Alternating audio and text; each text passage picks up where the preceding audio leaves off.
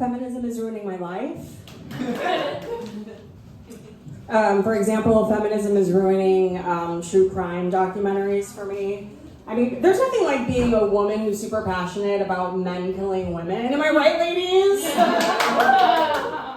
But yeah, I just don't enjoy them anymore because I had this epiphany that not only are men the perpetrators of the crimes, but men are also bad at solving crimes. They're not good at their jobs. As police officers and detectives and CSIs and interrogators and coroners and witnesses and attorneys and judges. Like, if the victim is a woman and the husband didn't do it, they're like, beats me. I guess we'll never know. My favorite is, this is a scenario that happens all the time where somebody goes missing, girl goes missing, and the family goes to file the missing person's report, and then the cops are always like, yeah, well, she ran away, and she's probably a prostitute who's on drugs. And the parents are like, I mean, we've kind of known her whole life, and it's sort of not like her at all, and she's 11 years old. But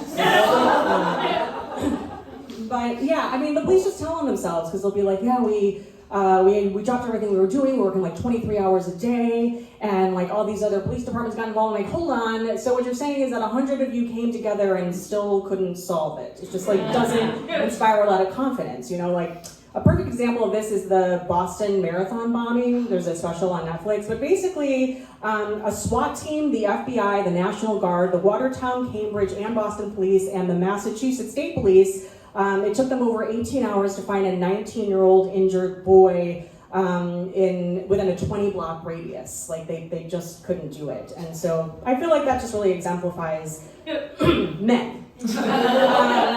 Which, by the way, I think they need to stop saying like we have a serial killer problem. It's just a man problem. It's just a man problem. I wish I was a man though. I wish I was a man because, well, one, when you're aging, like every year that passes, you just become more attractive and desirable. Like, how cool is that, you know? Like, I wish that I was just paid more for having a dick, you know? Like, it's so much easier than sucking one. And like, when you're a man dating, the only thing you worry about is like your Tinder date might catfish you. You're not thinking like, man, I hope she doesn't like slip something in my drink and overpower me and take me back to her apartment and chop me up bits and then bury me in the backyard. You don't have to be concerned with that. But polygamy, the definition of polygamy is having more than one spouse. The only people that tend to do that, though, are like unattractive middle-aged men who have multiple wives that are all under 20. It's okay. Women don't want more than one husband. In fact, many women want 0 husbands.